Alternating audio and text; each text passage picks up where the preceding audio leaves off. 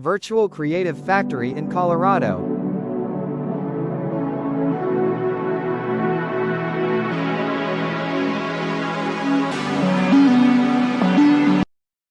It's kind of crazy when you think about it. 1 minute generative AI was this thing you'd only hear about in academic papers.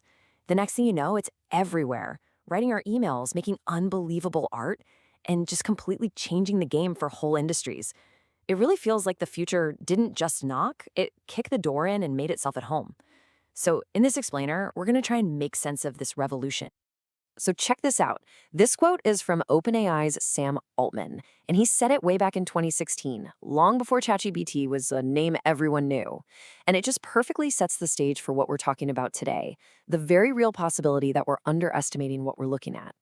Think about it. A baby learns slowly. It's messy. It doesn't look efficient, but the potential is just immense. Maybe that's what we're seeing now, just the very, very beginning of what this AI can do. And that really brings us to our first section, what we're calling the generative explosion, because we're talking about this incredible, almost dizzying speed, the speed at which generative AI went from this niche technical idea to a global phenomenon that's on everybody's lips. So just so we're all on the same page, what is generative AI? Well, at its core, it's all about these huge models that have been trained on just massive amounts of data. I mean, think of it like a student that has read, well, basically the entire internet. It learns all the patterns, all the structures, and then it uses that knowledge to create brand new stuff. Text, images, you name it. And yeah, you've almost certainly used it, whether you are playing around with a chatbot like ChatGPT or making wild images with Midjourney.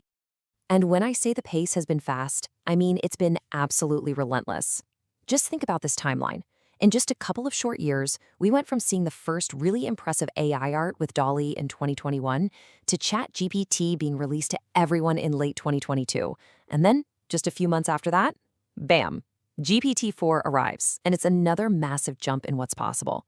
This isn't slow and steady evolution. It's a full-blown explosion. Get this number in your head, 100 million. That's how many active users ChatGPT got in only 2 months. To put that into perspective, it took TikTok about 9 months to hit that number. Instagram, it took them more than 2 years. So this wasn't just some new app dropping, this was a massive cultural event. It was history being made. And of course, when something explodes onto the scene that fast, it's going to cause a collision, and maybe nowhere is that collision being felt more intensely than in the creative world. It really forces us to ask a huge question. Is this new technology an artist's greatest new tool, a dream come true? Or is it a genuine existential threat? On the one hand, you have these truly incredible stories of humans and AI working together. I mean, take Artist Starostek, which is this kind of virtual creative factory. Its founder, Franco Artisteros, actually suffered a stroke, and he turned to AI and VR as tools, not just to help with his rehabilitation, but to keep creating art. In a case like that, AI isn't replacing the artist at all. It's empowering them. It's an enabler. But yeah, that's not the whole picture. For every one of those amazing, empowering stories, there's a really deep concern on the other side of the coin. As organizations like UNESCO point out, those massive data sets these AIs train on, they were often built using creative work without the original creator's permission, and certainly without paying them. And that opens up a huge can of worms. We're talking about exploitation, digital fakes, and it even makes you question the value of human creativity itself. This whole debate, it actually reminds me of something from about 100 years ago. When André Breton defined surrealism, he talked about this idea of pure psychic automatism, basically letting your unconscious mind create things without your rational brain getting in the way.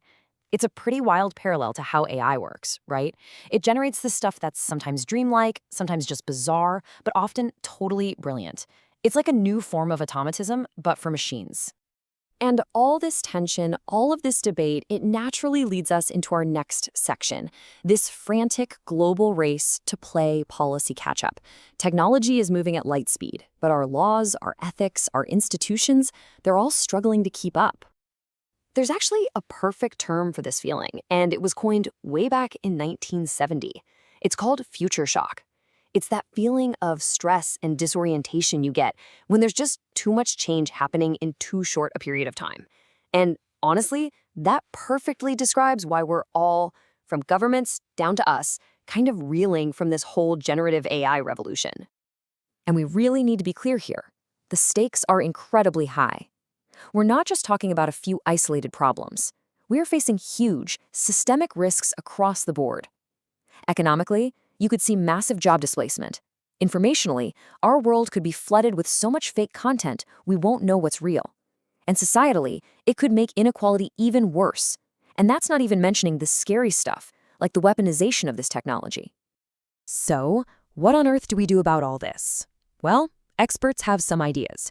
UNESCO, for example, suggests a few crucial steps. First, you've got to label the data going in, so we actually know what these things are learning from. Second, you have to clearly label the stuff coming out, so people know when they're dealing with AI.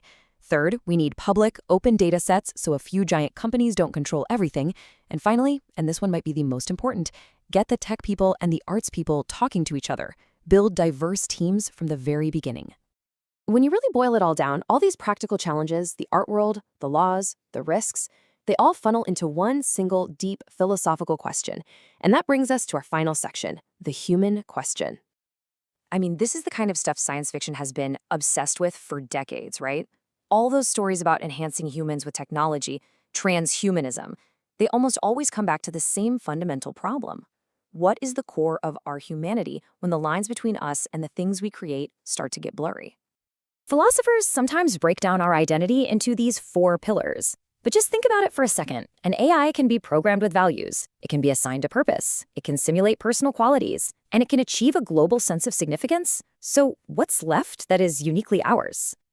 And here's Sam Altman again, reflecting on this exact challenge. He said that when he truly realized that intelligence, maybe the thing we're most proud of, can just be simulated, he had to let go of the idea that humans are unique. That's a profound psychological shift that I think many of us are only just now starting to face. Which leaves us with this final and pretty unsettling question. The core idea was always that we created AI to serve us. That was the deal. But that whole narrative is starting to shift. So what does our future look like when we are no longer the dominant intelligence on this planet? What happens when a power that we ourselves created finally surpasses us? It's a question we're all going to have to answer, and we have to answer it soon, because the future, well, it arrived yesterday.